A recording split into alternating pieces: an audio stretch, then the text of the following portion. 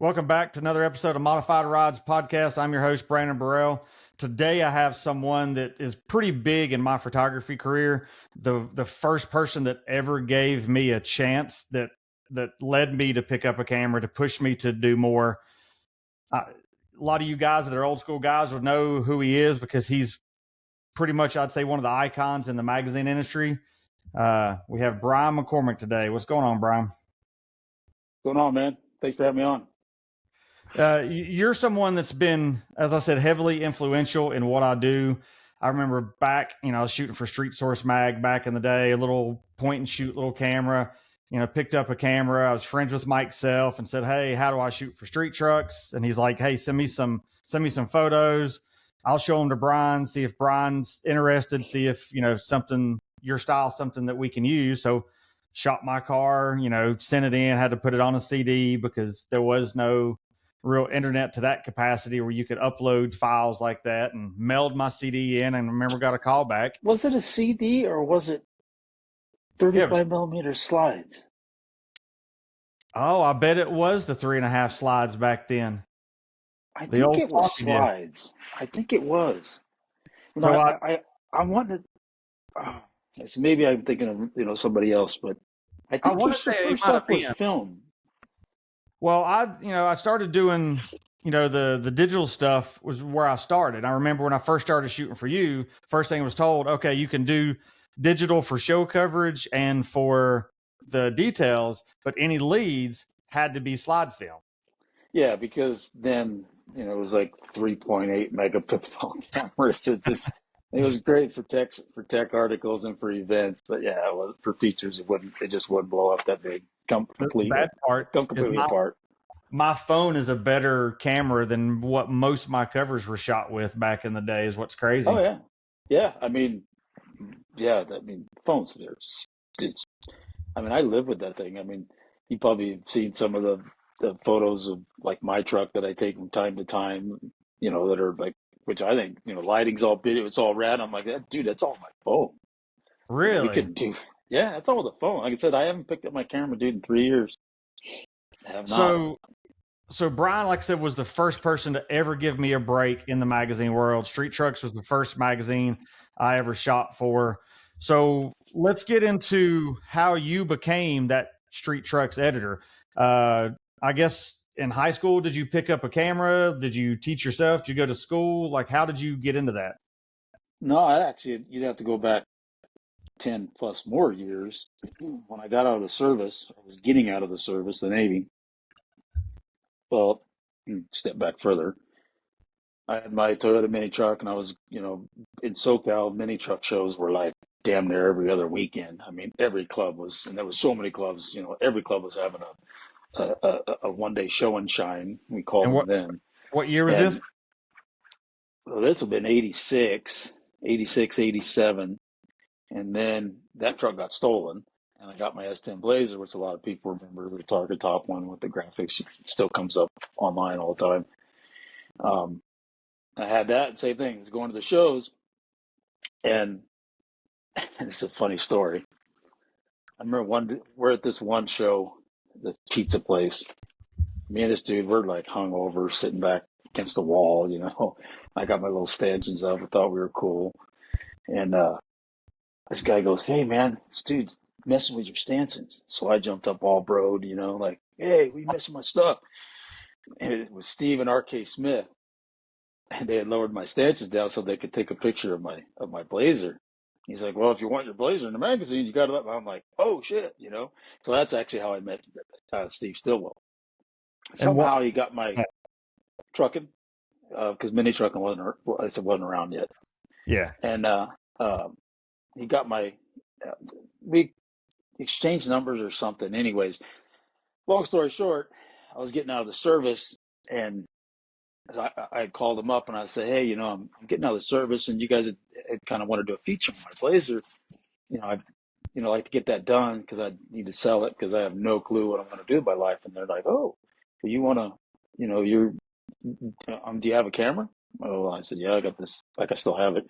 It's 35 millimeter Pentax K1000. Like, you know how to type?" I said, "Yeah, I type all the time in service." And they're like, well, I'll tell you what, why don't you shoot a feature on your own Blazer and turn it in for us because we got a position open for the magazine. And I'm like, holy crap. I mean, that was just like, because trucking was the Bible Yep. to truck enthusiasts at the time, like myself. And I'm like, holy crap. So now I'm like paying more attention to the way that the vehicles are photographed and the way that they're, written in a context and so on and so forth. So I did. I shot actually it worked out because I don't. Did you ever see those latest craze calendars? In fact, I found a bunch the other day. I don't think so. Yeah, this guy this is 80, 88, 89. I guess it'd be 89. He was shooting my Blazer for this latest craze calendar. So basically, I had a shot over his shoulder, as he's shooting it. I'm over here clicking away, banging away. So that's how I ended up shooting my feature. Anyways, turned it in, and they're like, "Hey, this is great. Um, you think you could start with a magazine?" I'm like, "Well, I still have a month left in the service." And they're like, "Well, we need somebody now."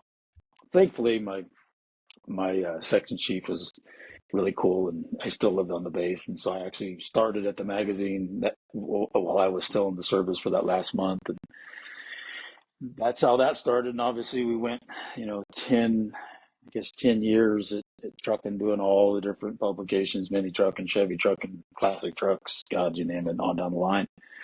Then What when did you start at? What was your initial job title?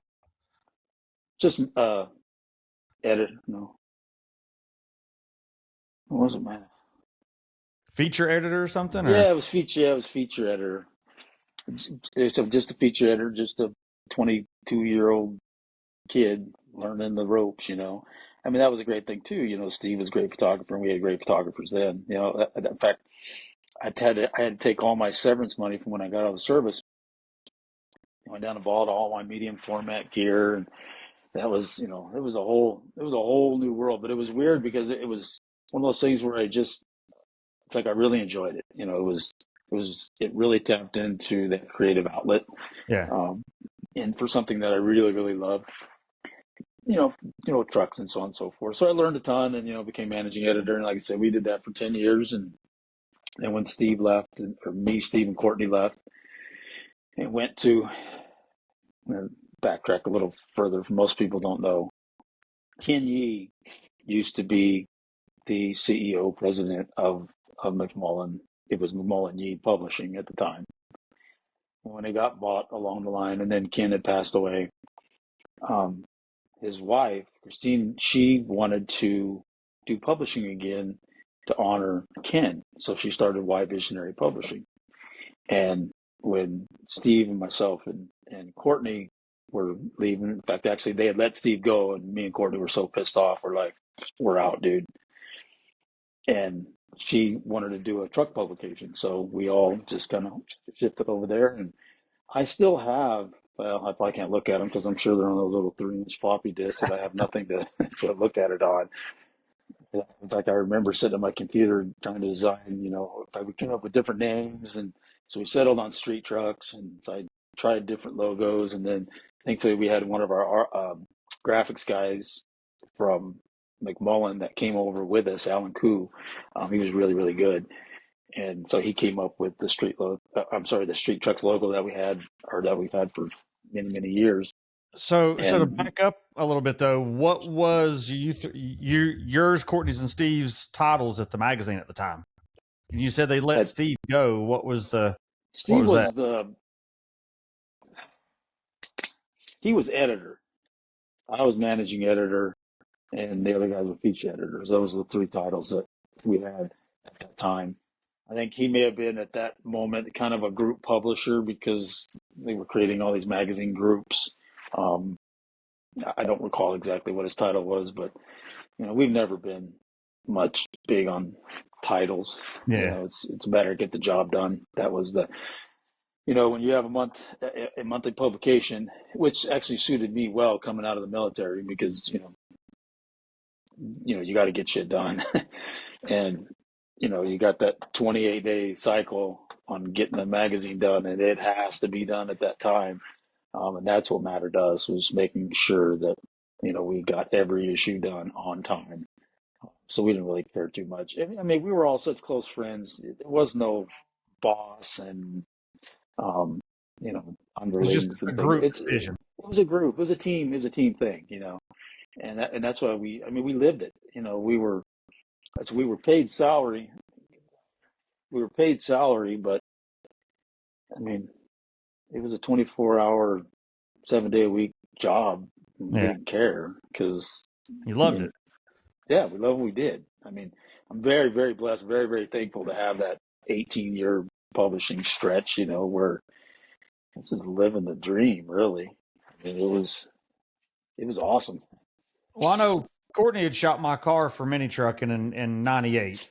You know, and to me, that was, you know, I thought was the pinnacle of what I was going to do in the automotive world. It's like, cool, I got a feature, box check, I'm done. You know, I thought that was what it was. And then you know, then I guess really wasn't internet like there is now, but you heard the buzz it shows. Hey, did you hear they're starting another magazine? Hey, did you hear that, you know, Steve, Courtney, and Brian's doing this magazine? And it was all the buzz. And then when that first issue dropped, like it set the bar, I feel, for what truck magazines were at that time. Well, we had the flexibility of a 6-month production time to do that first issue. You know, we had the flexibility of really tuning it, you know, really deciding what we wanted and what I wanted and what the kind of influence that I was trying to project into the building of the magazine was at that time, Maxim magazine was like the number one magazine out Yeah. there, you know, and it was just, I mean, I love the way the authors or the writers wrote, you know, the context and the humor and the kind of smart ass kind of way of writing and the photography, just everything the way they did it was just, it's like you could tell it was, you know, there was no handcuffs, there was no rules. It was just put out this awesome publication you know people are going to like. So like I said, we had 6 months to formulate that. So you were working So at the magazine at that time for 6 months yeah, before the person yeah, ever came out. yeah. We started. I think it was January, the end of January of '99. I think it was, and we had. Well, I guess it was 4 or 5 months because it was the August issue that came out. I guess probably around in August. In fact, I have a whole box of those magazines somewhere, whole case of them unopened Gold mine. for somebody who wants them. I have a whole shed full of 20 years of magazines, every issue that I need to find a home for because I'm tired of storing them, and the kids don't, or my kids don't want them. So yeah, I still have that. But yeah, that was, you know, I mean, it's like when we got that first issue, you know, it's like, okay, now we're off to the races, you know. But it was nice because, you know, we made our own rules. I mean, we know the fundamentals, but we weren't restricted by advertisers or, you know, CEOs or different Corporate. people, you know, saying, you know, yeah, the corporate monsters they're trying to get their tentacles in there, and you know, you can't do this, you can't do that. It's like, no, you know, so we're coming, you know, full house, you know, swinging for the bleachers, and which is great because I thought we did that really, really well, especially I think that first year, you know, it was, I mean, you know, every now and then I'll go be digging through the shed and I'll look at some of these, and yeah, we did a kick-ass job then. Now, but you know, magazines were huge back in that time frame. So how hard was it to make that footprint of street trucks when there were already so many publications that were well known and on all the newsstands and in everybody's hand? We we had the luxury of basically being the number one team in the enthusiast publication niche. Trucking was the number one truck book out there, period, by far. In fact, I'm trying to remember, we used to sell like 250,000 copies, dude, a month. Wow. It was crazy number. It was astronomical because that, again, you know, that was the only source of content at that time, Yep. and you know but you know that was, in fact, that's why it was easy to get advertising because it was like, hey, you know where you used to advertise, you can still advertise over there, but the staff that created that content is now over here and they're doing this magazine, you know, so you're going to want to be a part of it. It's going to, you know, because you know, it's going to blow up, and that made it easy for our ad guys to sell ads against it and be able to get the advertising. Because again, you have to have advertising to have a magazine. Period. That's just how it is. Who Um, who took over and trucking when y'all left? I think it was Kevin Wilson. I think, yeah, I think it was Kevin Wilson because he was actually on our staff at that time. Um, there was a lot of juggling going on, but yeah, it was Kevin. I think that had taken it on, if I Was it remember hard correctly. to pick up advertisers for the first few issues? I mean, you guys had already created a name between the three of y'all, so y'all at the time were the who's who in that world. Well, in fact, Steve more so than anybody had relationships with a lot of those advertisers. Your Godfathers and all Yeah. that. I mean, they're talking all the time on the phone. They're buddies. So that made it easy. It made it easy to get, especially those bigger ones in there. Having those long-standing relationships made it easy to where we were actually selling the ads instead of the ad guys actually selling it. So we were getting the commitment, they were doing the paperwork. So, and it was just you three there for, I guess, first little bit. Then I guess Mike Self came on. Yeah, You had a we pretty brought good Mike group for a on. while. We brought Mike. I think it was just us four. Yeah, it was just us four because I think I still have that Trosley print of us four somewhere. Um, I didn't yeah, it know was just us.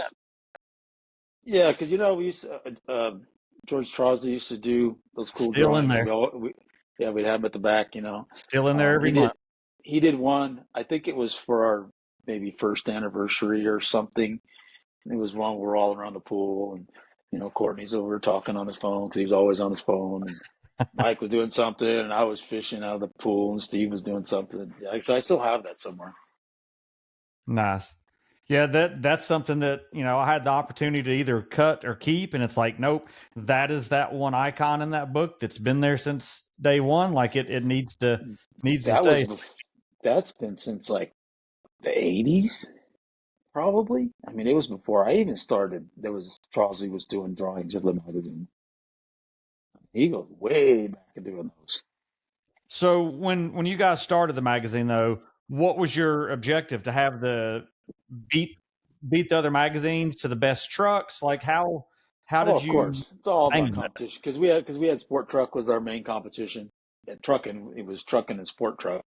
There was Hot Truck for a while, but it kind of went away. But it was basically trucking and Sport Truck were the two. So it was all about that competition deal. I mean, you go to events, oh, Sport Truck, oh, well, I can't shoot it, And so it was like, you kind of put it on the truck owner. You got to pick one. So yeah, it was highly competitive. And then of course, when like I say, when they had let Steve go in '99, it was a conflict of interest. I said, me and Courtney, and then were pissed. We were pissed. So that's why I mean, like I said, Steve had this deal lined up within a week, and within a week, Courtney and we went to lunch, talked about it. We're like, yep, we're bouncing. So that just, yeah, I mean, there was this huge, in fact, people used to love that, because, we each had a column, right? Steve had a column, Courtney, and then mine was it was called In the Groove. I was pretty brash. I was, I was, I was young, full of piss and vinegar, and I was like, "Yep, now they are the arch enemy, and we're gonna kick their ass." And that was our goal. It was to do just that. I mean, you have to. I mean, you have to have some targets. I mean, you can't just ride on the quality of what you do. You got to get completely in the game, especially in that particular market where we're trying to steal some advertising, get that advertising going, and get the printing housing, the printer housing, and the distributors to buy into it. Which we were talking about talking about distribution earlier and sales numbers and things like that. All that stuff plays into it. It's like we wanted to be the number one magazine, just like we were when we were at trucking. And that's what drove us every day was to try you know, to do the best. And, I think a lot of it came for, people wanted me or Courtney or Steve to photograph their vehicle. That was that was huge, and that was how we ended up with a lot of the really top-notch vehicles that would appear in street trucks before they would in trucking or sport truck. Where you guys had the that caliber of photos. I think everyone knew that you guys were the ones that took those high end photos. And if I'm not mistaken, when street trucks first started, the paper was way better than anybody else's. Like y'all come out swinging with that, right? Yep, yep. Can't remember. That was a 100-pound Kloss book or what it was. Actually, I think was it the third? Yeah, the third issue. And this was that flexibility that we had where we could do this. We had kind of some deep pockets to tap into to be able to use those resources. And there was actually, it was Robert Wilson's truck, his blue C10 that I shot. I think it was the third issue. There was a subscriber version that had a red Street Trucks logo, and the newsstand version had it was this fifth color silver, real shiny, almost like chrome look. I thought it'd be neat to do. But that was the nice thing, is we had the flexibility to just do things that we could not do underneath that giant corporate umbrella. Well, I know when I first took over as editor, I asked Travis, I said, if there's anything that you could go back and change, what would you do? And he said, without a doubt, I never would have changed the logo. He said from the original logos that you guys had. That is, and I've dealt with this post magazine. Changing logos is a real touchy subject, and it's highly subjective. Generally, if you make the right decision on the logo that you're changing to, it actually works in your favor. Um, I said, I think that that was at that time that you're talking about. Things were changing in the publishing industry slowly. Um, if I remember correctly, all the distributors ended up being bought out by one conglomerate and became one distributor. So you didn't have this kind of leverage that you could play against, because there was one distributor. So you have to, if they raise your distribution costs, hey, you got to pay it. That's just how it is. There was a lot of changes that were taking place, and so magazines were starting to not be found on the newsstands that they used to be. So you could attribute it to a logo change, but I think there was other things that were starting to happen. Yeah. Post 2001, 2, 3, right in there, things just kind of started to change. I know the internet started to become more of a thing. it was hard for me to change my logo after 18 years. And it's like, I needed to keep it similar, but it's like 18 years, like it was time to refresh it, so that was hard for me. So, and I had no, I don't have nowhere near the brand that you guys had created at that time. So, so how long did the four of you guys stay at the magazine, just you guys running it, It before was anything changed? 5 years. I think it was 2005. So it was 5 years roughly. Um, we got bought by another equity group. And unfortunately, the guy that was in charge of that equity group was also the guy that was in charge of the equity group that had purchased McMullen Publishing, who fired Steve. Ah. So his first day in, in fact, first day in, they called us in for an interview, and you could tell it was a full grill, it was a grill session. And a little bit of sidebar. Todd Horn was one of our ad guys at Trucking at the time. He started the original Enthusiast Network, 10 magazines, Yeah. where he was doing them online. And then he had Trucks Magazine, which was a print publication. I shot for that a few times. Yeah, they had, in fact, yeah, I'm pretty certain when we were there, I had you do some stuff. But it was kind of a different setup, because you had the different forums. It was kind of forum based. So anyways, again, Steve had talked to him and was like, "Hey, how would you like to have Street Trucks Post magazine or Post Trucking magazine staff over here?" And he's like, "Hell yeah!" They worked out their numbers, and Steve brought it up, and so all three of us walked in and said, "We quit. We're done. We're out," because we knew we weren't going to last underneath that guy, anyways. As I won't mention his name, but he was a ruthless asshole, and so that's when, like I said, it was 2005. I can't remember the month, and we went over to the Enthusiast Network and doing something different. Didn't enjoy it as much over there just because it was that infancy of forums and creating content for forums, trying to do this online magazine kind of thing. It wasn't the same kind of enthusiasm. Now, when y'all left, was it Travis that took over? I think it was John O'Neill. Oh, so John was before Travis. Yeah, I think so. My memory's not what it used to be on that, but yeah, I think it was John O'Neill because as I remember going in the office, he needed something. I remember going in there because I remember he was in Courtney's office. Um, yeah, I'm pretty certain it was John O'Neill. You have to reach out to him and ask him, but Well, we should have him on here. Oh yeah, he's coming on here soon because he's another one of those ones that pushed me quite a bit. But like one of the first few shows I remember covering for Street Trucks for you, I wound up meeting John and become friends with him. And he's like, "Hey, I need some stuff for Sport Truck in there." I mean, back then there were so many different publications as a freelancer. You could shoot for all of them because if one fits a caliber for Street Trucks would run it. If it didn't meet that caliber, somebody else would run it. But you could pretty much shoot. Yeah, and anything. I was pretty picky. It's funny you mentioned that. I was pretty picky on. It's like I wouldn't say I'd beat my freelancers up pretty good, but I try to push them to a higher bar. I didn't want it. I didn't want the features because I would always pick out all the features. I mean, I'd lay the magazine out. Most people don't know. Once I became like managing editor of Trucking, I'd lay out all the content and everything that would be in every single issue from then on through Street Trucks, everything. So it was a culmination of, which is the one thing I really enjoy about that has occurred in my life, was that I could take all the pieces and know what was coming and formulate an issue, formulate a magazine, and everything I'd have. It's like you'd be calling, it's like, "Hey, you ever gonna run that feature?" I was like, "Oh, I'm gonna get to it. I know it's been 6 months or whatever, because I go through my feature file.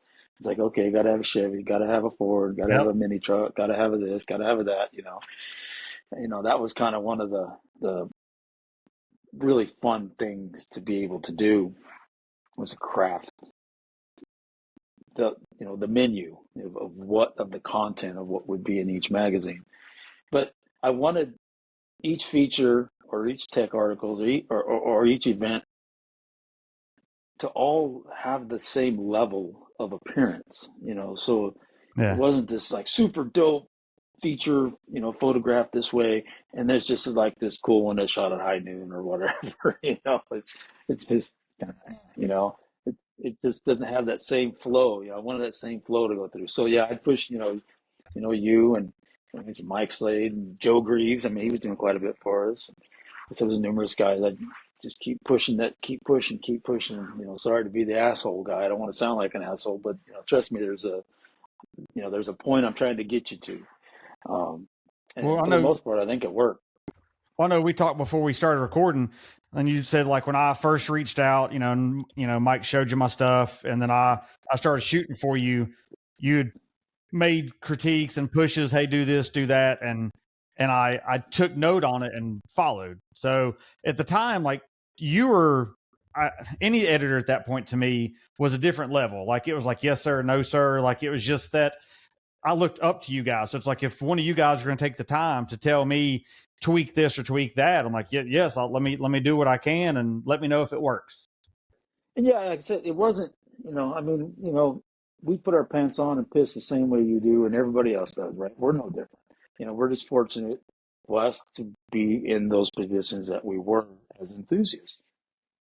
And again, like I said, we didn't, and I struggled with this too. I mean, I never ever talked about it, but find that fine line between giving constructive criticism and sounding like an asshole.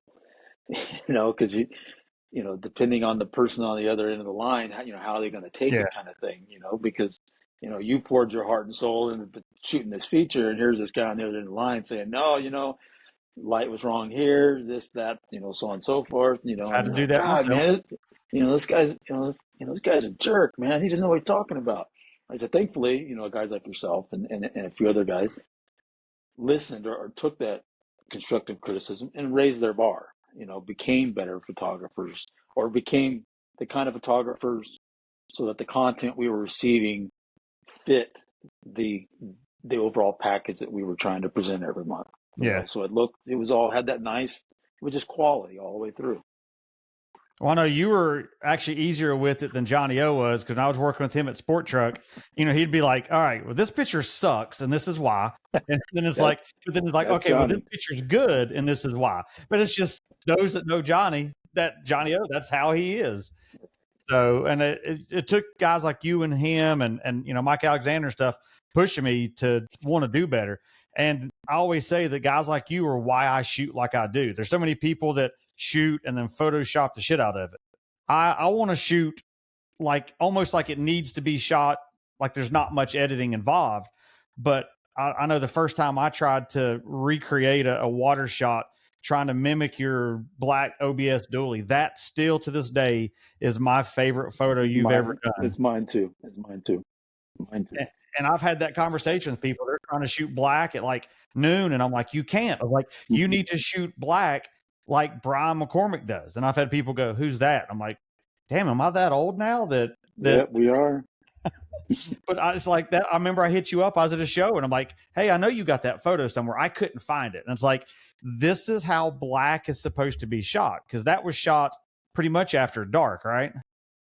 Yeah, black is always post is well, in fact, I don't like sunrises, because to me sunrises happen too fast. Uh, Sunsets, particularly, the best time is in the fall because the sun, if I can see my hands here, the sun to the south is low on the horizon longer. Yeah. So you get more time. And once it goes down, it's going down at an angle. During the summer months, for example, it's overhead, and you're going, okay, Sunday, sunset, dark. Is it's dropping straight down. So that's why our best photos were always in the fall, always in the fall. You from September to December. That's the window for shooting, the best window for shooting black. For us in Southern California, we'd have the high pressure. So that cleans air, cleans the air out. The air is really, really clean. And, black is basically a mirror. So it Yeah. reflects everything around it. So you want those awesome clear skies. And yeah, it's just, I love shooting black. I love the very first truck I shot was Buck from Empire Motorsports. In fact, I still have the prints. Um, it was uh, it was a 90s. It was an OBS. It was black with the purple flames. Um, it was the first one where I had shot because Sean Carlson, because we were talking about this. I don't know if you recorded that part, No. but we were talking about that how we all kind of learned from one another. It was myself and Sean and Mike and I don't remember if Lance was there at the time, but Steve. So we had this group, so we all kind of fed off one another and competed with one another. And Sean Carlson had taken. I'm wanting to say that he had kind of got influence from I don't know if it was Les Padron or Wesley Allison or someone at Wes the Allison. time. I think it may have been Wes. And he shot this. I still remember it was a green truck after sunset, and I was like, wow. I mean, like super timed exposure. That turned out sweet. So we all started kind of like, okay, who's going to shoot the better feature? Who's going to shoot the better feature? So it was right after that where I shot Buck's truck, and I did that whole sunset thing. But that's when we're, like I said, it's film and filters. You're sliding them in from the top and the whole 9 yards. So there's no Photoshop. New guys don't I mean, understand gradient filters. in fact, I still have gang load tobacco filter. That was the one to Yeah. use. Tobacco was just the money for most colors, especially black.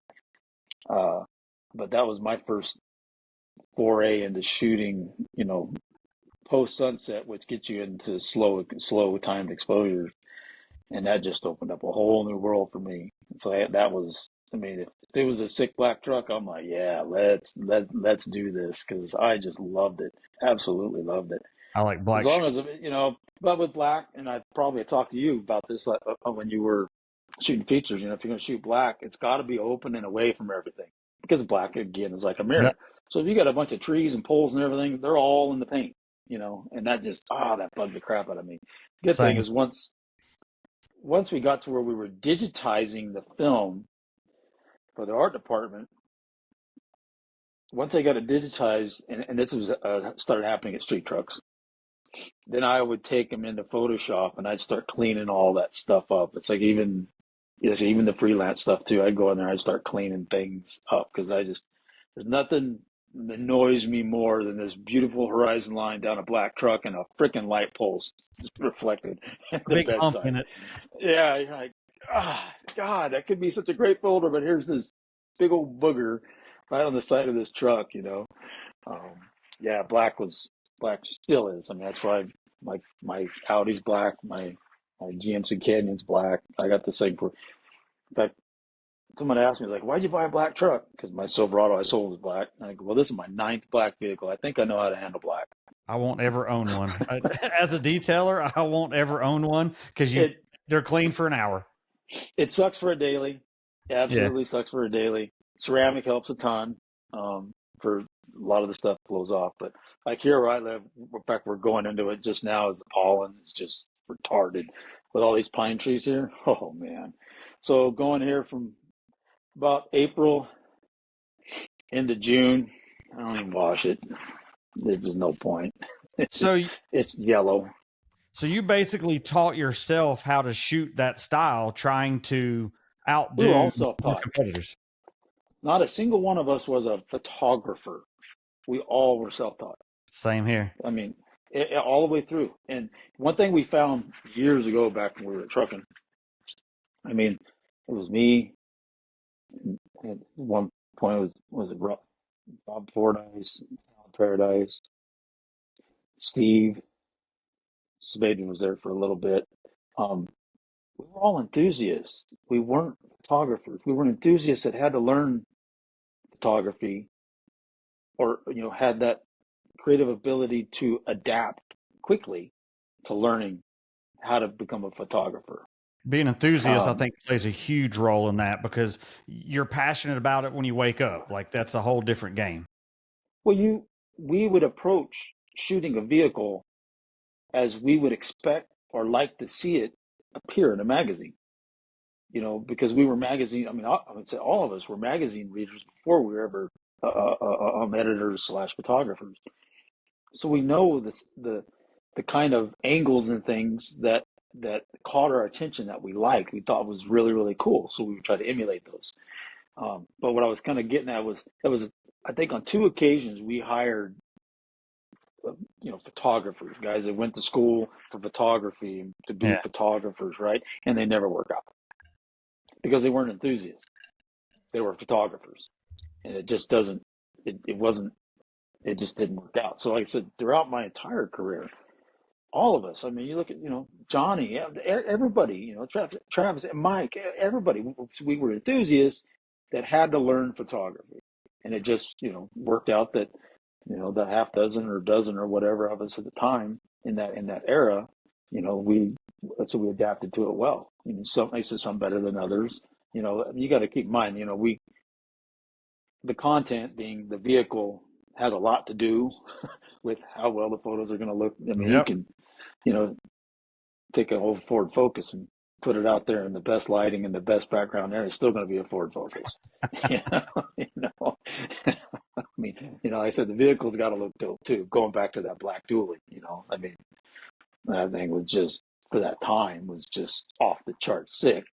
And for those Because that you'd don't brought, know, that are newer in the scene or whatever, so this is a black crew cab OBS dually with red interior, shot high with, it's sitting in basically a puddle of water, and it is the well, that most, was that it's the was crispest black photo I think I've ever seen.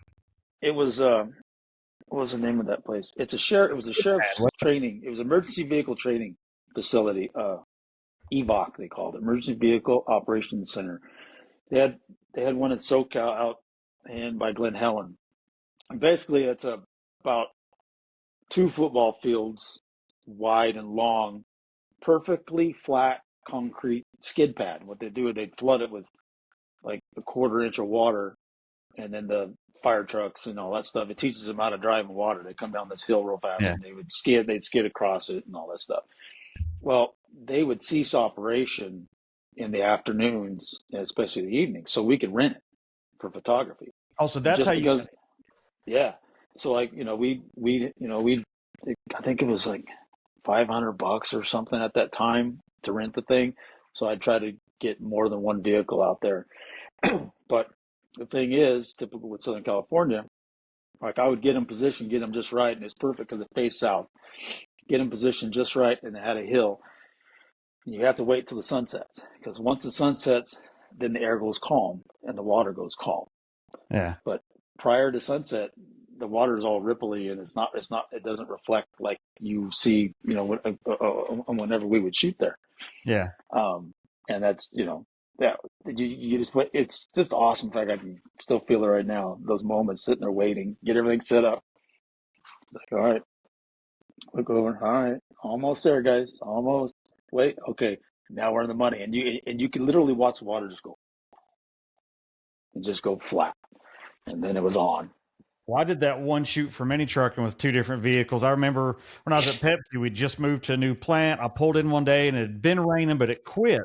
So that brand new, fresh black asphalt and the Pepsi trucks that were sitting there were a direct mirror. And I'm like, huh, I wonder if I can use this. So I went in and asked. And next door is a fire department. I went over and said, hey, is there any way you guys can come and just spray a bunch of water? And I remember it was 36 degrees that day. I couldn't feel my hands from my knees down were wet just from walking in that water.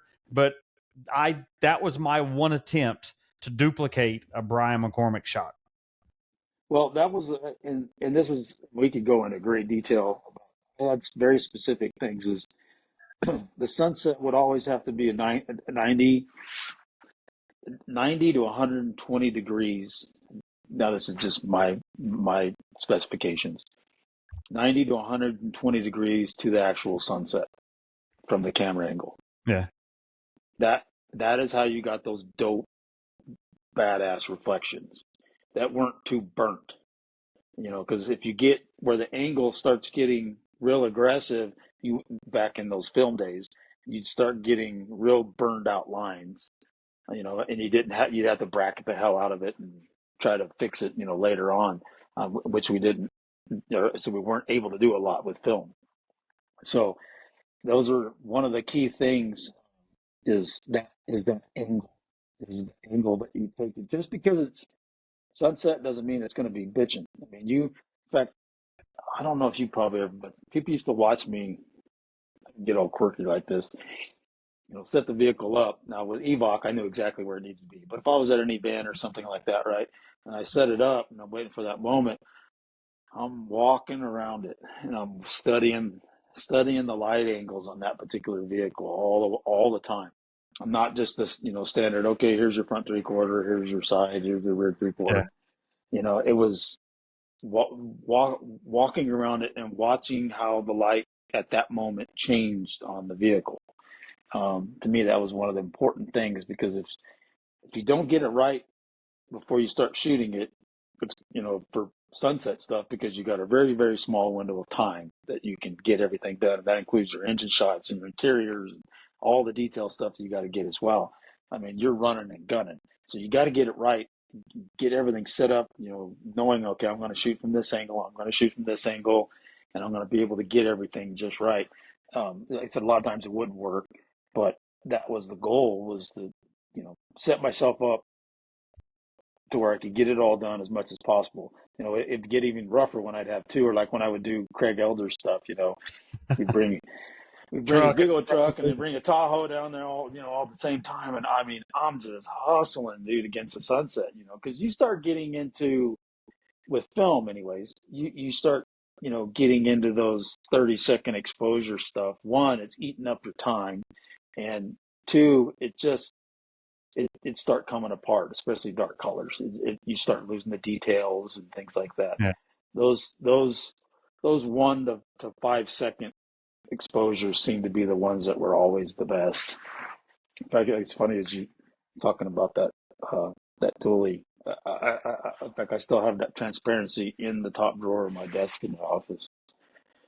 Still have it. So that was your favorite shoot then? Well, it's just the whole thing. It just because again, the content, which is the vehicle itself, was just at that time Yeah. just mind blowing. Just absolutely mind blowing. I mean, in fact, even still today, I mean, if he was to roll that thing, which I think it got wrecked or something, and somebody I know knows where it's at. Um, if he rolled that as it was then into a show today, it would still be on par with the stuff that you see at LST or anything else. Did you I mean, see it was just sick. did you see Jake at Fat Fab's basically the modern rendition of that he had at SEMA? The new black dually with the 30s on it and the red interior, and I want to say I did, but I can't picture it. yeah, it's a brand new 24 dually 3500, all red interior, red under the hood, red bed liner on 30s. He built for SEMA. Yeah, I but think it doesn't have an Impala dash. no, but it has 0 miles on it. Yeah. I mean, but Yep. that was one of the things, like in that particular case, that dually, it had an Impala dash and it had all these different features. And if you remember the bed, it wasn't just a bed. He had laid the tailgate and everything That's right. forward. It was all these details and things that were on it that you just didn't see at the time. I remember that now. Yeah, there's a lot of times I'll shoot something at night, especially a dark color. You finish after dark, and they're like, "There's no way you can be taking the right pictures." And Oh you show them yeah. the camera, and they're like, "Holy crap!" It's like, where did you learn how to do that? I'm like, following guys I looked up to. I remember there was one time we was down in Florida at a show, and Mike Alexander and Johnny O were shooting features out on this airstrip, and they were adjusting the truck or whatever, and their camera's sitting there. I go up and hit the button to fire the screen up. I'm like, all right, why is your settings this? Why are you doing that? And to me, that's how I learned, was asking guys like that how they shot and why they shot that way. So I knew why I needed to do that. I mean, exactly. I mean, we would back in the day. We actually, because we'd have to bracket, because we didn't know how that the film was going to react to certain colors. Like for example, like when GM came out with that crazy teal green, I don't know, it was weird. It was a weird green, teal green colored. Man, we couldn't between Kodak and was it Tri-X, Fuji. Fuji, yeah. We couldn't get it to be the right color that it was. So, anyways, I said we would always bracket at least 4 stops, always, and we'd be writing. And I used to write that shit down all the time. What photo it was, and so on and so forth. So when you get back here at the light table and you're talking about these different things, I mean, like when we would get our film back, we'd all sit at their light table, because we want to see what we did, and we'd actually talk about it. I'm like, oh, dude, I mean, how many seconds was that? And he's like, oh, that was 6 seconds. Just stuff like that. So that's how you learn to, like, okay, I'm going to try again. I mean, we were basically, garage photographers learning from trial and error. And Now I the mean, image file shows you what it was and what lens it was. yeah, that's a way different, way, way, way, way, way different. What was it? Because you were the only one that stuck with the film aspect for lead shots longer than any of the other magazines were. Well, we did because again, the digital hadn't caught up to where you could blow a digital photo up to a spread. It just the the image size just wasn't there. Information You just wasn't in it. yeah, it said you couldn't do it. So I mandated that for the overalls and all that, it had to be film because What was film it? could still Let's call you the film Nazi or digital Nazi back then. Well, again, I said quality matters. Yep. End of the day, it doesn't matter how you get there. I don't care or didn't care what avenue you took, as long as the final product met this standard, and that's what mattered. I said it took it took a while before digital started to get to where you could blow it up as a spread and still have all that crisp detail. Then, we get to what, 2010, 12, and so on and beyond. Digital, I think, surpassed what even medium format could capture Yeah. as far as the details. But it took time. But yeah, in that transition period, in fact, I still have out in my shed. I still have my first digital camera. It was 3 megapixel, and I said I'd only use it for tech stories. I liked it because I didn't have to use a flash for Yeah. shooting tech stories in all these shops. Before with the film, I'd always having to bounce flash off everything and all this stuff, bracket it and everything. At least with that digital camera, it was pretty good at figuring out the exposure. But when you put in a magazine, it couldn't get any Yeah. bigger than about that big. I thought, like, I still have that camera. What the heck is that? I think Kodak. mine was like a 3.2 was the first one I ever Yeah, had. My yeah. dad bought it for me. It's the one that swiveled. No, mine was the first digital I had was just a regular point and shoot. But then the first one I bought when I started shooting for you was that it was a Sony 828, and the lens didn't detach, but the body swiveled. Oh, it made rolling shots so much easier because you could hang out and still see the screen and know what you were looking at. But yeah, that was the first one before I stepped up to the interchangeable lenses. Yeah, it was a Cool Pix was the one that I had. I was just thinking about it. It had that same where you could look and then you could swivel and you could zoom, which was really Yeah, cool. It was just yeah, that was which I knew at some point it was going to catch up, but at that time, yeah, it was being the film Nazi that yeah, I said it was because it had to meet this standard and digital just couldn't at that time. It just couldn't do it. I was like I would try even when I got my first one, which was Pentax. I've always shot Pentax. that's what my Um, dad used to shoot. yeah, I just always did. And I remember I'd be in these Photoshop forums and things, learning how to interpolate images to resize them. There was like steps. Yeah. You have to do the process and you blow it up and then you do it again and then you do it again to be able to bring it up. You couldn't just grab it and, you know, and so like you can today. You just couldn't do that then. I mean, I, that was I just all kind of that learning process and that transition. I remember when I had my first magazine come out, talking to my dad, because there's a lot of time in my life I didn't see my dad. I wasn't around, but he was in the Navy, so he was gone most of the time anyway. But my dad used to have a dark room at the house, would do photos, and I still have all the cameras he's ever had, even some of his old school ones before he went to his Pentex. But he's Wingman like, stuff. yeah, and he's like, I think it's cool that you're doing this now, taking photos. He goes, that's one of my most enjoyable parts of life was taking photos and going in the dark room and developing photos. And, so I guess that's where I picked it up at. It must just be in my blood, but That's what sucks about the current immediate satisfaction that we have now. I grab my phone, I'll click, cool. I mean, it's apps and shit that make it all crazy, just boom like that. yeah, Was where it's like your dad's talking about. You had to get it right, and you had to have experience to get yourself in the ballpark to get it right, and then you don't know if you got it right. And like in his case, yeah, take that film, take it back, develop it in the dark room. There was different techniques and things and brushing and burning and different things that he could do, but he had to have experience in order to do it. And you're hanging it up and letting it dry and you're waiting to see how it all comes, did it actually capture like I wanted it to capture? That's something that's lost on, I mean, it basically ends with my generation, really. yeah, Like today's generation, they have no concept of that unless they were to take some class. But I don't think you could probably even take those classes with the chemicals involved with dark rooms.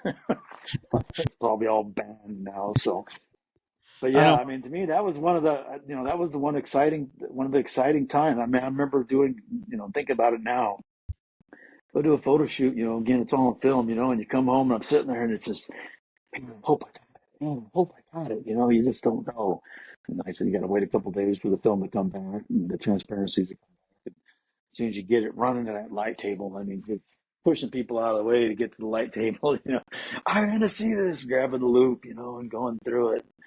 Just like, oh yeah, that came out. Oh, that came out way better than I thought. Or oh man, I messed up. I didn't see this. Or, they said it wasn't always perfect.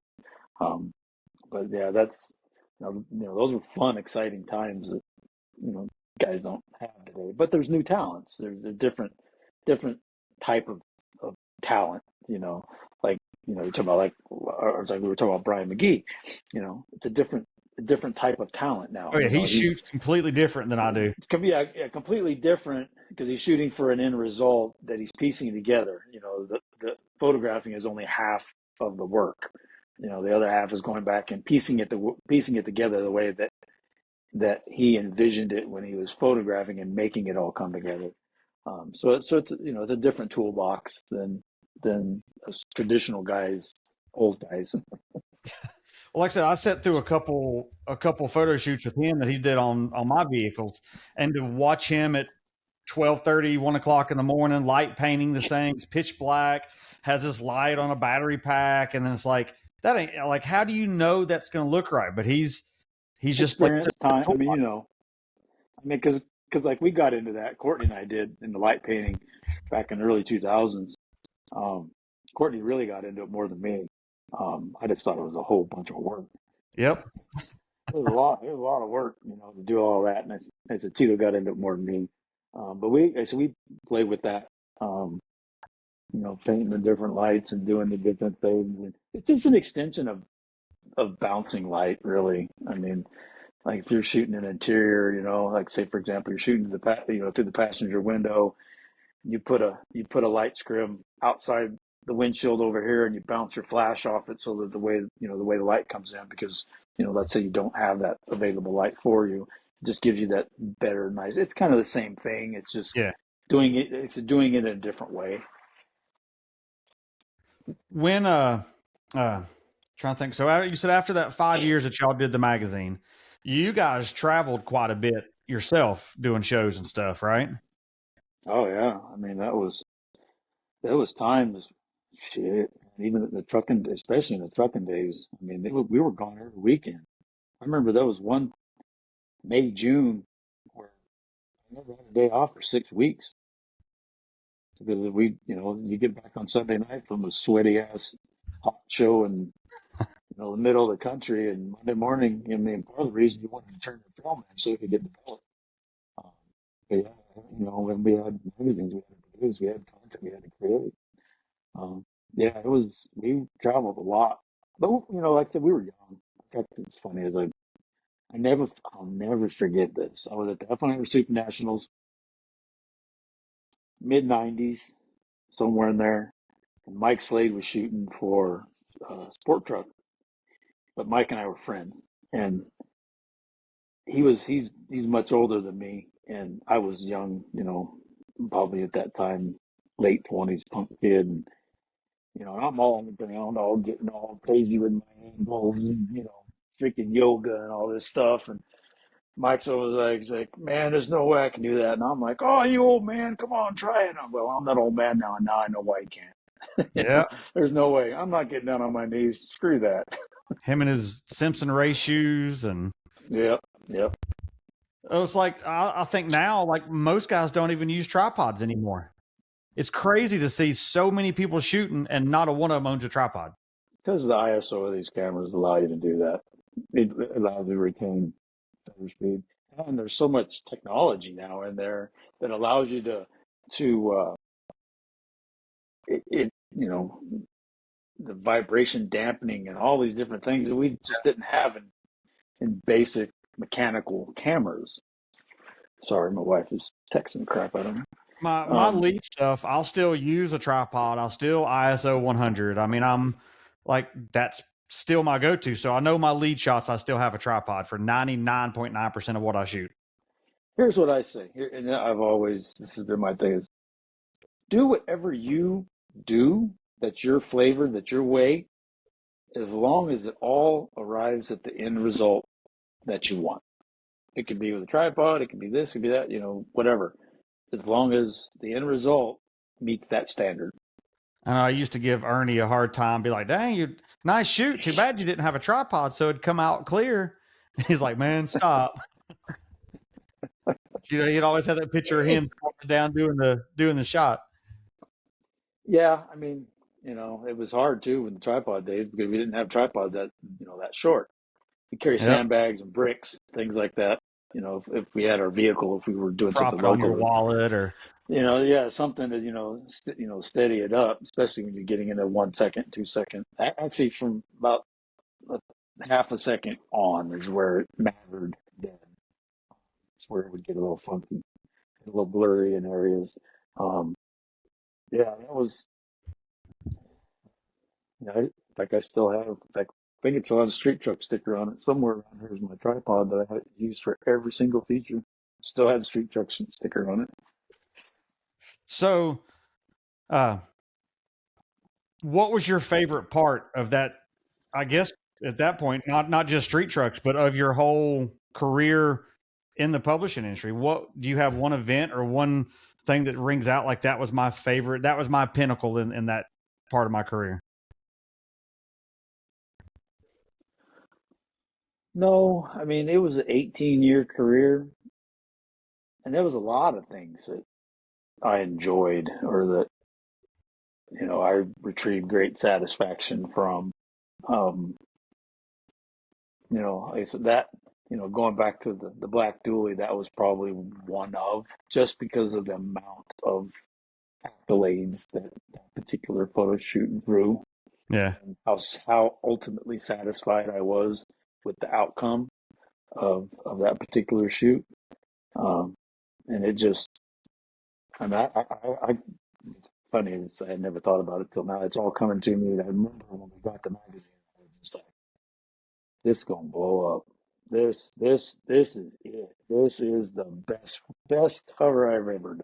I mean, that was in the '90s where shit, you know, 11 of the 12 covers of every a yearly or a magazine for the year I'd be shooting. So I have a binder that's just thick with I kept every single cover, all going back to my very first one that's out in the shed somewhere. All mine are hanging Um, on my yeah, office wall. So every single one, but that one just a lot of it too is this kind of quirky. Is I love gradients. I'm just a geek for gradients.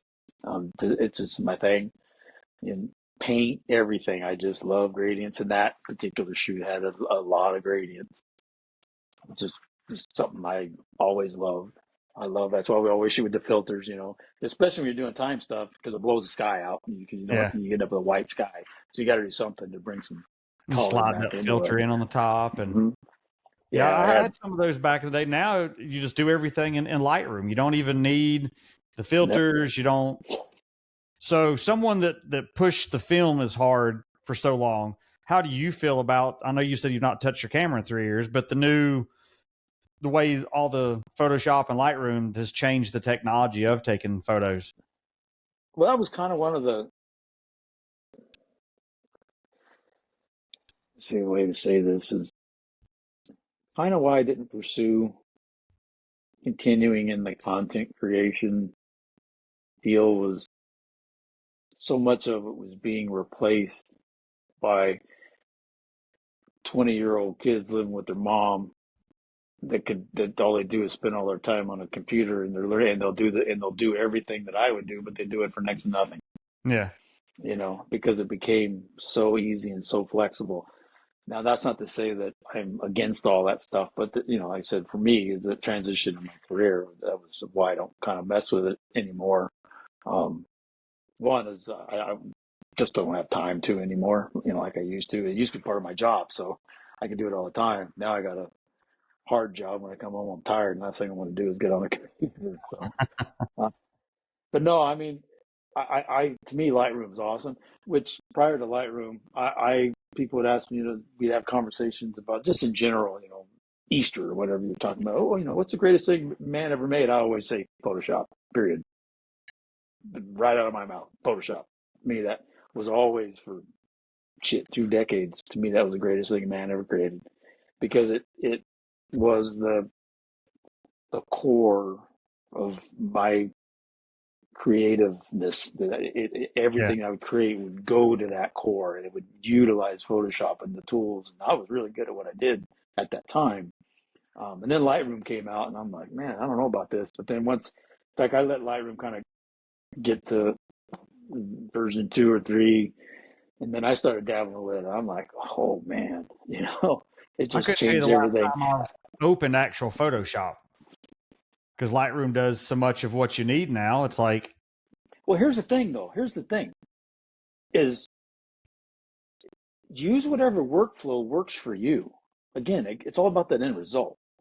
It doesn't matter, whether you're shooting with a tripod or you're using Photoshop or what it is, as long as the end result is what you want. So, like I said, for me, I would still do, because I had my workflow in Photoshop, and it worked. It gave me the result that I wanted. Yeah, Lightroom made some things easier, especially when you can build profiles and go through and just start, or you can batch stuff, and as yeah, long as everything was equal, right? And you just spit out and in fact, I used to have a workflow there for a time, even when I was and this was at ReadyLift, really, because I did all the photography for everything. Is I would start it in Lightroom. Well, I'd go through and pick which ones I wanted, and I'd take those and go through Lightroom, spit it all out, and then go into Photoshop and do all the fine tuning and the detailing and everything, the stuff that I wanted to do. And I do miss that. I really enjoyed that myself. Um, it's amazing how much time you can spend oh yeah. going through a whole. I mean, there'd be times I'd be like at work and it's 9 o'clock at night. I'm like, oh shit, I got to go home. I've been doing this for 5, 6 hours, because it just time goes by so fast. But Well, I know there forever, none of the editors wanted edited photos. Like everyone wanted the no, raw because you wanted to no, do your yep, own. I remember the first time I actually edited a photo shoot, I'm like, this feels so weird. Like I would edit my photos, but to edit one to send to a magazine, Mike Alexander's like, hey, you want to edit that for me? And I'm like, you want me to do what? And he's like, yeah, that'll make things flow easier. I'm like, I can try, and I just kind of sat down and taught myself what I needed to learn because none of you guys wanted them edited. no, because you end up with, because it's highly subjective. You're going to do your flavor, and I'm going to do my flavor. Or like I said, the magazine thing, I had a set flavor that I expected or wanted.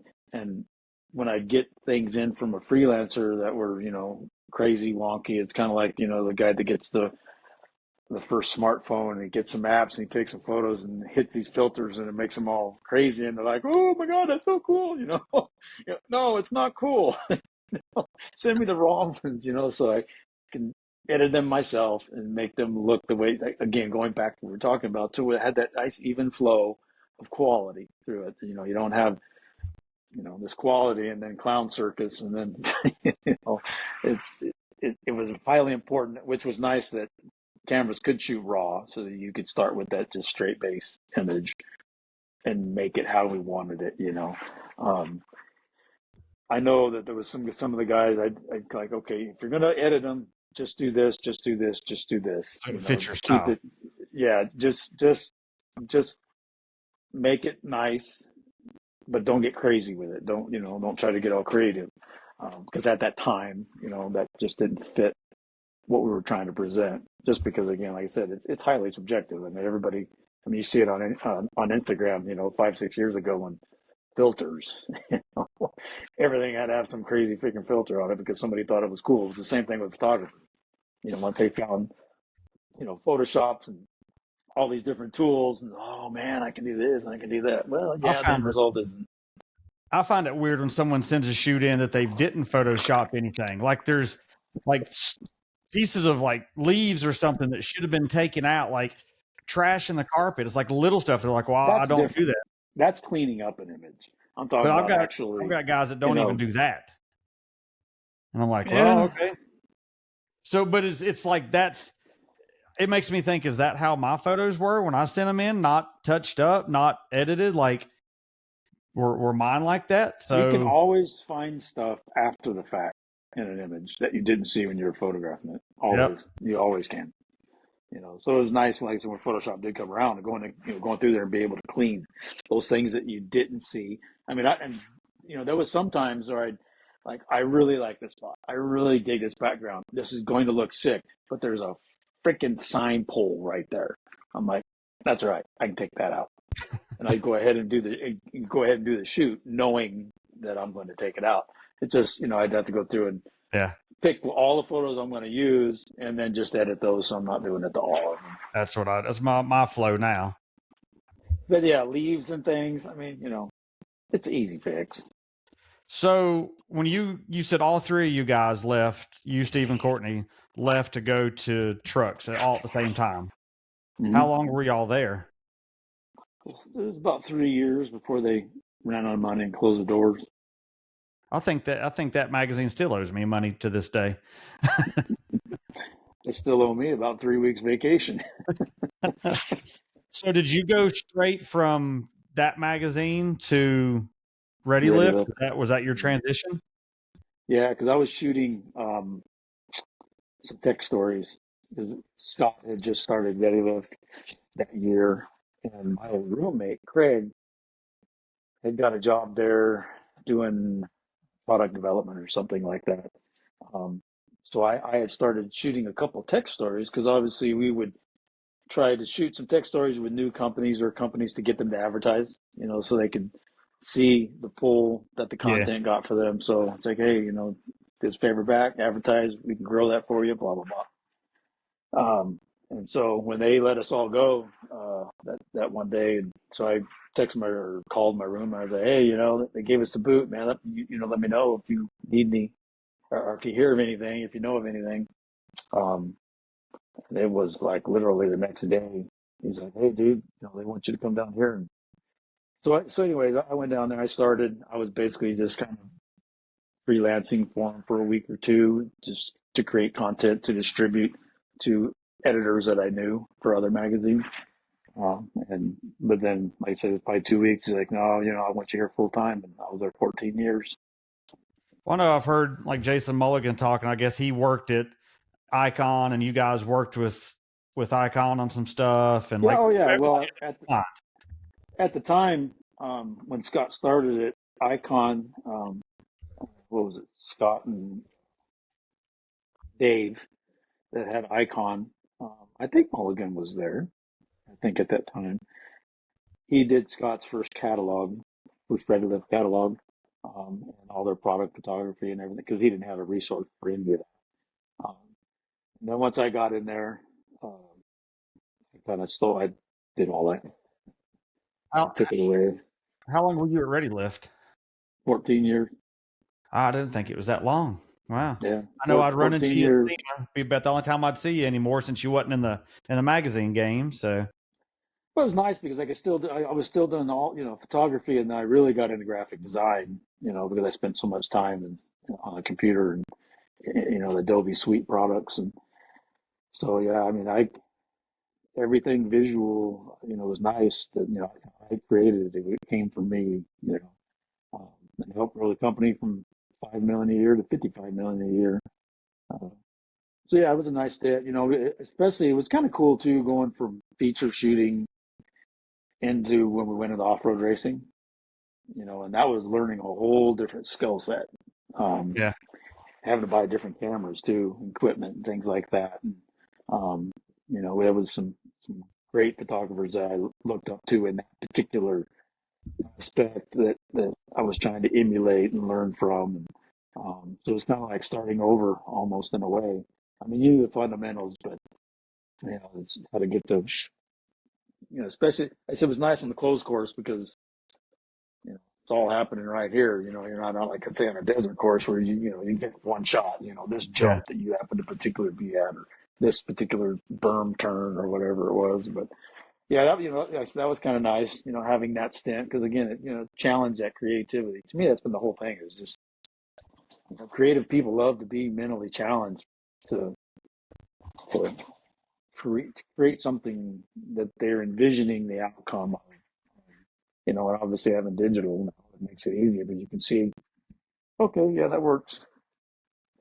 See the content creation going in the future with, I know you had such a high influence in the magazine world. So where do you see it going in the future?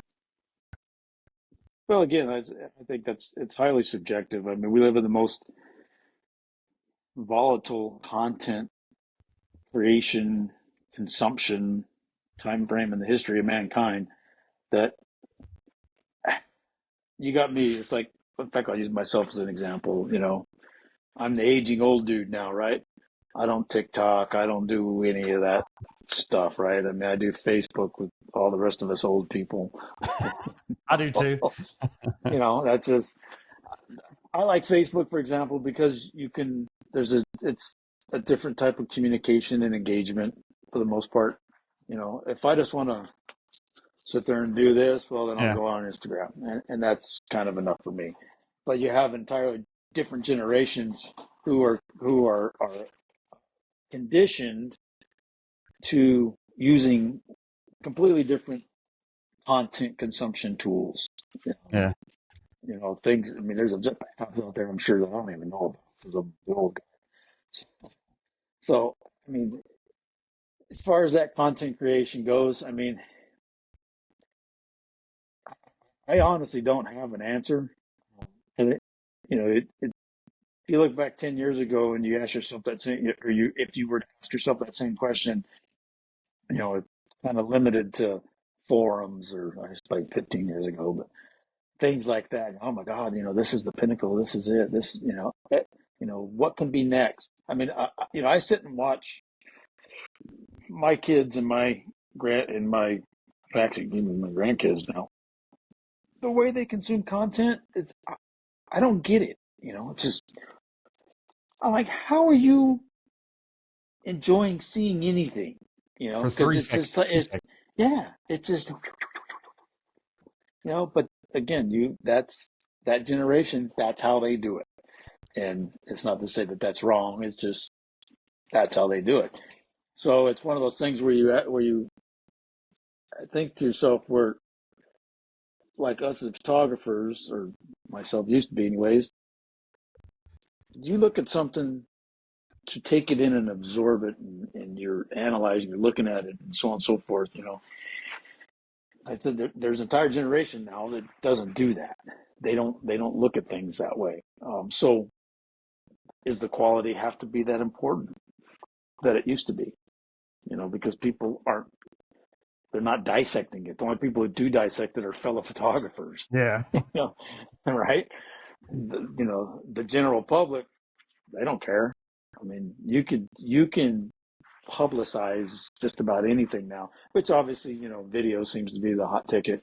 I know my wife, that's all she does is watch videos. She don't look at pictures. It's not my thing. I'm sure I'll watch some video stuff, but it's not, I would get told my heart and soul. I would get told, well, you post pictures, like, no one looks at pictures anymore. And it's like, but I do. Like their pictures are what we have always been. So even though there's still video content, it's still nice to have a picture for you to go, that's pretty cool art right there at that point. Yeah, I mean, again, we're using, our own subjectivity. Thankfully, we are still marketable too. Our generation still is someone that has to be marketed to if you're looking at it from a marketing standpoint. You're not in a home yet. Well, yeah, exactly right. I mean, we still buy things, but again, the way people consume it's just vastly, wildly different. And obviously, video has taken over the world, and it has its place. And photography is never going to go away. I mean, it just isn't. I mean, everything can't be video. Yeah. I mean, maybe it can in 20 years or 10 years or whatever, but as far as my opinion goes, photography is never going to go away. The means in which it's captured, probably won't change much from how it is now. What the person does with the image. I mean, actually, this brings up a whole another freaking rabbit hole, and kind of why I kind of went away from it was AI. Yeah, it has some benefits for generating ideas from a graphic standpoint, from the graphic creator standpoint. Yeah. But from a photography standpoint, dude, we're getting to where, is that AI or is that real? Or did someone I've seen actually think that? people post like you can just have a couple pictures of you and it puts you in a wedding dress and it puts you at a wedding or someone's party and you don't even have to be there anymore, but it's fake to me. I'd rather go with the real world stuff. That's because for the most part, you can still tell Yeah. that it's fake. But look how fast it's went from blatantly, basic in what, 2 years, 3 years? How now? I mean, holy crap. I mean, even like the political stuff that you might see, you can't believe any of that you see in a Nope. picture anymore because it's getting so good. So if it got that good in, let's say, 3 years, I'll just use that as an example.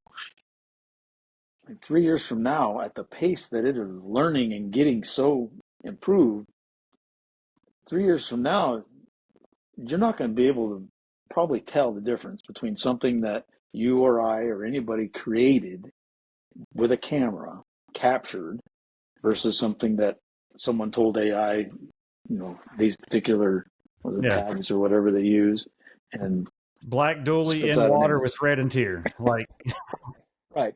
Because AI has already probably seen that picture, because it scanned the whole interwebs of yeah, images, and it's like, oh, this one, we'll use that. Because you can fine tune them and stuff. I mean, I see some cool things. Like I follow a lot of Audi stuff, and um, lately there's been some Audi things that have been just, I mean, just sick. But it says at the bottom that it was created by AI, yeah. so it wasn't real. But I'm just like, dude, that's sick. I would have swore that was real. I see people post RS6s all the time, and it's like I miss that, but it's like then again I don't. Like it was fun to play with. It was that dream car check mark My dream done. car. On to the next one. My dream car. The guy Absolutely. has it Still. now. I want to say he's 900 horse to all four tires right now. Like but he owns a European performance shop. So when that motor pops, he just has one of his guys fix it. So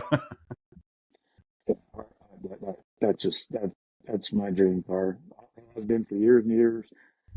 I love Audi wagons. yep, Definitely my thing. But anyways, yeah, talking about the AI stuff, it's kind of an unknown as you're talking about, where the content creation and consumption is going to be compared to now. It's just changing so fast that I don't think anybody, at least on my level of consciousness, can say, "Oh, it's going to be here, it's going to be there." I mean, who would have thought 5 years ago that we'd be talking about and consuming AI created images like we do now? So what's going to happen in 5 years? I don't know. I mean, clearly the services like the TikToks and the Facebooks and Instagrams and stuff, those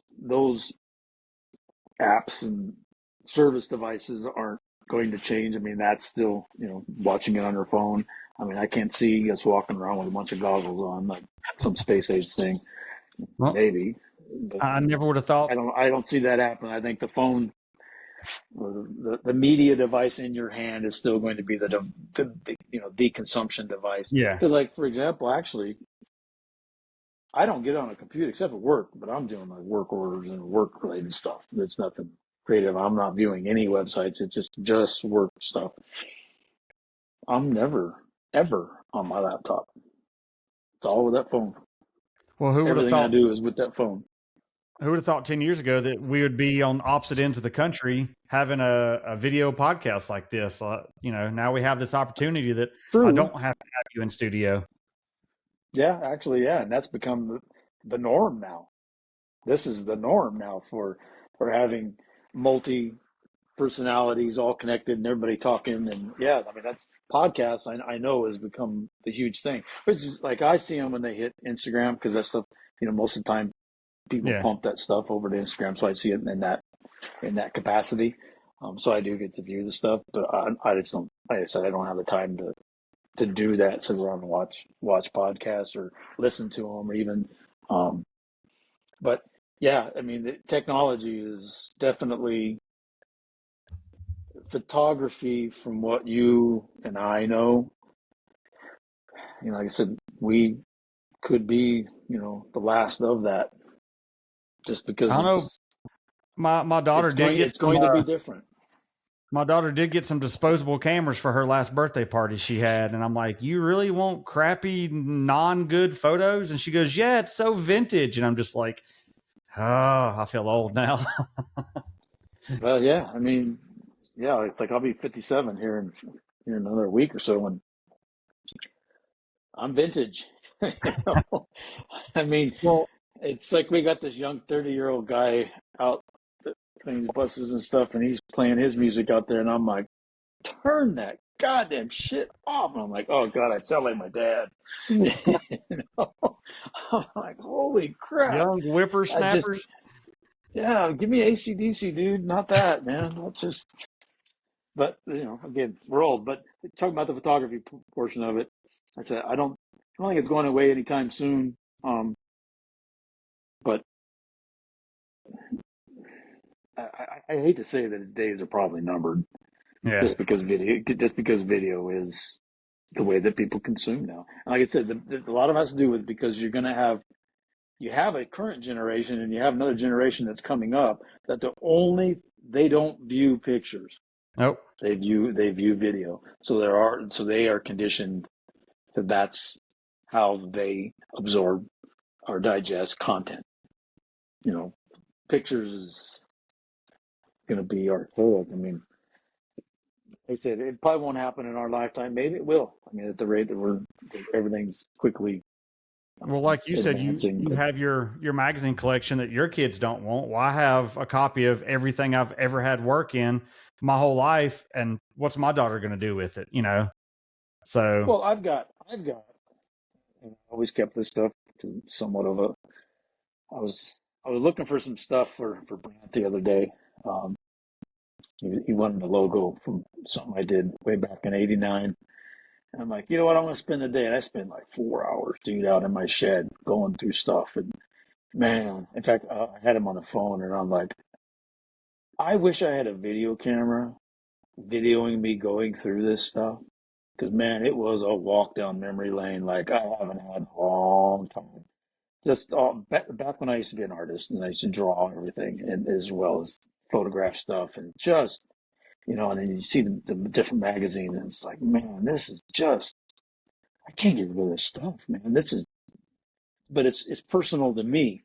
But it's not Same. personal to like I said, my kids my kids always thought it was great that my dad was a magazine guy, stuff. Well, they're grown up, and they've got kids of their own. They're doing their own thing, and so they don't. I mean, they know how much magazine stuff I have, and they don't want to fill their garage full of that stuff because yeah, it's novel, and it's neat. I mean, I found my box that has from day one. I can still picture my very first feature that I ever shot, excluding my blazer that I did to get the job. I have at least one slide of every feature that I ever photographed until it went digital, and then they were on CDs. I have stacks of CDs. Every single one. And I was talking to Brant, I said, I have, because when the second version of the Enthusiast Network / Motor Trend started killing off all the magazines, killing off trucking, and killing off everything. I remember talking to Jeremy Cook, and I was like, dude, man, what happened to all the archives? And he's like, dude, they all got thrown away, everything. I'm like, are you kidding me? I mean, there's 30, 40 years of content. They don't want it. They threw it all away. I have. Well, I have enough because I did so much in those 10 years of trucking that I could almost do every single issue. From the events and everything, dude. I've got so many slides out there. Looking back, thank God I did, because still some of that stuff actually exists. It didn't go to the landfill. Well, I know I'd got a box sent to me a while back. Chris had sent to me of, I think it was 2001 street trucks. Like one of the issues, there's like a whole, a big long tube, or not tube, but like a square box with a bunch of CDs in it. I tried to open it on a PC. I tried to open it on a Mac. I couldn't get anything to open. I don't know if the CDs have just gotten bad from being hot and cold for 20 something years, or if there's nothing to open them now. Yeah, that's hard to say. I was excited. I'm like, oh, I'm gonna be able to pull this up from 2001 and throw this on the website or on Instagram, and it's gonna be like this is like a big throwback, and nobody could get it open. Really? No, I mean, yeah, it's like you ask other tech geeks if they could somehow I get hadn't it taken open. it Some crack it. anywhere, but I mean, it might be worth. I know he has a whole bunch of them. He sent me a box because he's like, I don't have a CD reader, so I had one, a little USB you plug in, and that I still happen to have, and I tried on a buddy's computer, and I just couldn't get it to open. But I've not gone anywhere to see if, like I said, one of these, geek places or something could open it. But it'd They be cool could. to I see bet that. they probably could. I bet they probably. I mean, I'm trying to. It seems like that somehow sounds familiar. I'm wanting to say that I tried to look at because I've got all that stuff on CD too, and a lot of issues. And I'm wanting to say that I had tried to open them in the past. It sounds really familiar that I couldn't open them for some reason. I Well, don't remember. Hmm. I guess to kind of wind this down some, let me ask you this: in the 18 years you were in the publishing world, is there anything you would do different if you could start back over at that 22-year-old kid in that industry? Is there something you would do different?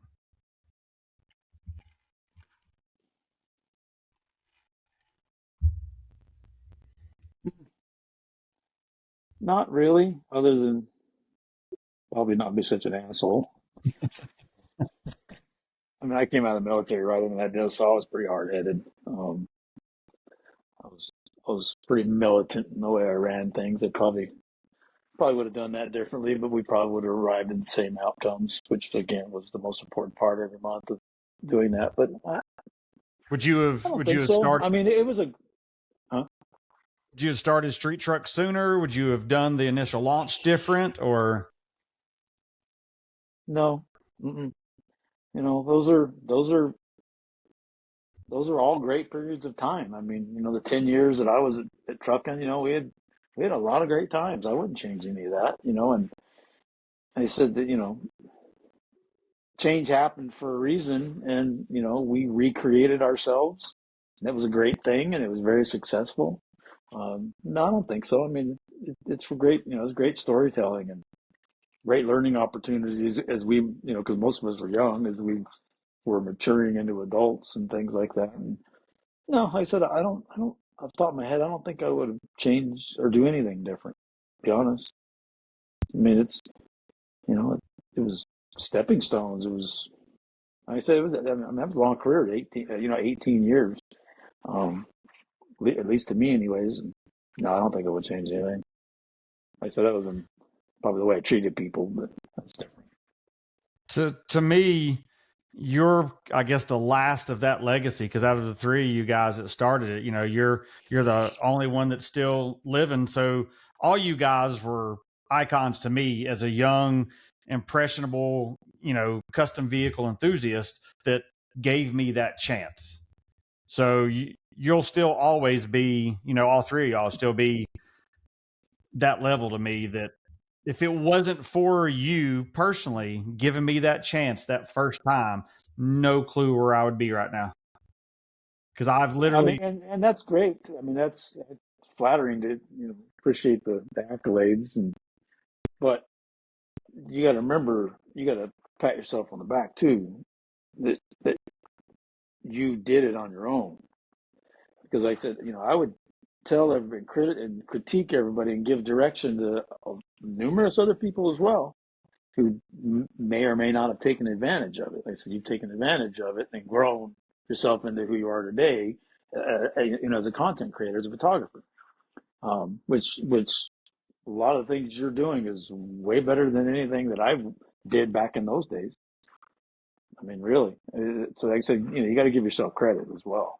It's not just because I gave you direction, but I appreciate you acknowledging that I gave you, well, kind of sets you on the path. How's that? Well, I always joke. It's like I don't golf. I don't, ride dirt bikes. I don't play softball. Like literally from the time I started until today, I'm gone as much as I can because that's what I'm passionate about. And to be able to grow with that industry and have so many opportunities, street truck, sport truck, mini truck, and trucks, hot bike. I mean, there's 30 something different titles that I've been able to shoot for and become friends with guys like you over the years that's what's driven me. And if I didn't get that one opportunity in the door that pushed me, I mean, what other path would I have gone down, Yeah, I mean, you can what if all day long. I mean, what if I was never hired at the magazine? Where would I be today? What would I be doing?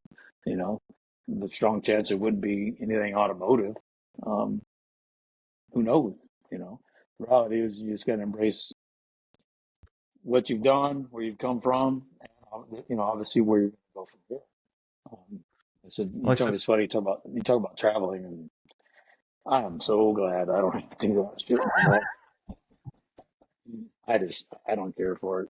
But it's glad I said, thankfully there are people like yourself who enjoy doing it. I don't want to do it. well, I'm still at that point. So I don't know, then my wife's like, hey, we're going on vacation. We're doing this, we're doing that. I'm like, I don't want to go. And she's like, oh, well, you got a show next week. And I'm like, cool, let's go. And she's like, well, what about vacation? I'm like, no, I'm good. Let's just stay home that weekend.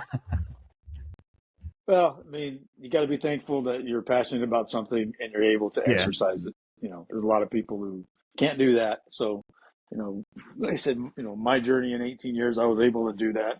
I said, you're really taking advantage of it now, especially with the current different content distribution formats that we have. Like I said, you've seized that opportunity. I wouldn't be doing what you're doing like right now with this podcast. Yeah. It's not, I've gotten older and grumpy and it's not my thing. So, but thankfully, like I said, it's cool to see that you don't have to be old and grumpy. You can still embrace all this stuff like you are. Well, I know when I had the opportunity to give someone a chance, like you gave me that from the first day, I took advantage. If I see something in one of these young photographers, and it's like, hey, do you want to shoot for a magazine? Like, let's get your name out there and give you a chance because someone gave me a chance, and without that, I wouldn't be able to give that person that chance. So Is I there definitely, still an interest from freelancers to want to be in print? it's the pay's not what it used to be back in the day. So a Okay. lot of it, they're like, I can make more going to a show shooting, trucks for truck owners than I can for magazine stuff. But there's still that other outlet. They have their channels, their YouTubes, their Instagrams, but then they have that print aspect. So I guess they're taking advantage of it while they can. Hmm. I'd never thought about that, but yeah, that's quite interesting to know that there are still some people who are interested in doing print. Maybe it's just from the novel aspect. It's it the process is way different than photographing something and just throwing it on the web and all the different ways that you can do that and serve it up. But Um, you know, those guys are also enthusiasts too. So it's not like they're just the kid that's like, I want this for Instagram. Like they live and breathe the vehicles like we did. So yeah, and like I said, it's cool to hear that there are people that still want to participate with print, even though print is actually, I think Street Truck's probably the last custom truck publication out there, isn't it? there's Rob Fortier, I guess, got the classic performance truck or classic truck performance, whatever it is. Mm. And then there's CK, but other than that, like Engaged Media has the last eight of the 10 that are actually. Oh, I guess there's a couple hot rods left, but even what is it? Motor Trend's cutting back to 4 times this year. Like they're cut back, they're cutting half their TV stuff out. Like they're cutting a lot of the automotive stuff out, even on their end at a huge company like Motor Trend. Yeah, that's a whole other topic, the EV thing and all that stuff. But yeah, that's a whole nother deal. Thankfully trucks. It's great. Again, maybe you'll have some younger listeners or viewers I remember when CKs were new. I remember the very first OBSs in '88. It wasn't an You know, OBS I, then. yeah, no, I remember those things as new. I owned shit, numerous of them, half dozen at least. All configurations. And it was funny was it was about 6 months ago, man. I was actually shopping for one because I'm like, man, it's hard to believe that this is now like a classic truck. God damn, man. I mean, man, the time is. I remember when all this was just like in my mind. It was like it was a brand new vehicle. So Yep. I'd still like to have one. I'd still like to, have a 95. I mean, 94 is different. Dash is different. The motor's different. Things are different. 95 to me is good. So I'd still like to find one. In fact, I remember telling my old boss Scott, and he had sold the company and had all his money and stuff, and he's like, "I'm kind of bored." I'm like, "You need to go around buying every single '88 to '98 pickups that you can and put them in one of those warehouses that you own in Nevada. Right now, when they're $3,000." Yep. He's like, "Think so?" I'm like, "Yes." And sure enough, I mean, you can't even get one for less than a beater for less than 10 grand. Well, did you see the 454 SS that sold a couple years ago that had 9 miles, sold for like 100 grand? Yeah, I think The it was on Barrett Jackson, wasn't it? Meekum. Oh, okay. Yeah. So that was the guy that I shoot all his Meekum stuff. Like I had 9 vehicles I shot yesterday. That was one of his. And I remember on the sticker it said 18,250. Still the sticker in the window, 9 miles. I said, I'll give you 20 grand cash for it right now. And he laughed at me. Then it turned around 2 months later and sold for 100 grand. So it's crazy. Yeah, I said I'd really like to have one again. I'd really, I'm not in a financial position to be able to do that, but I'd really like to have one again. And it's crazy how you view things after all those years, with 30 years or something. How you view them differently. I mean, like I said, I remember when all this was new. I mean, I've had numerous extended cabs, Tahoes, crew cabs, the whole 9 yards, and it's like, man, and like I said, I follow all the OBS stuff a lot just because I really like the body style I always have. But it's crazy how you're looking at it like a classic freaking truck now. It's to Yep. me it's just freaking mind boggling. I mean the C10 stuff, they've been classics for a while, but just it's wild how something that was so new and so actually earth shattering as far as I'm concerned. 1988 when GM came out with that body style, it was space age, man. I mean, that Yep. was, it's like that was the Cybertruck of the And it time. boomed It was I guess the sport truck era of that day too. So just exploded it. Absolutely. And magazines were part of that explosion. They kind of went side by side, that old sport truck era. And you had a lot of mini truckers who were young people who are now had money and a little older and jobs. Well, they were migrating from the mini truck into a full size like the OBS. And yeah, it was huge. I mean, what that impact, that to me, that was one of the single greatest impacts on the automotive industry was the development of that truck and how it changed everything across the board. I mean, it changed SEMA, it changed so many things because of how many people got involved in it from so many different directions.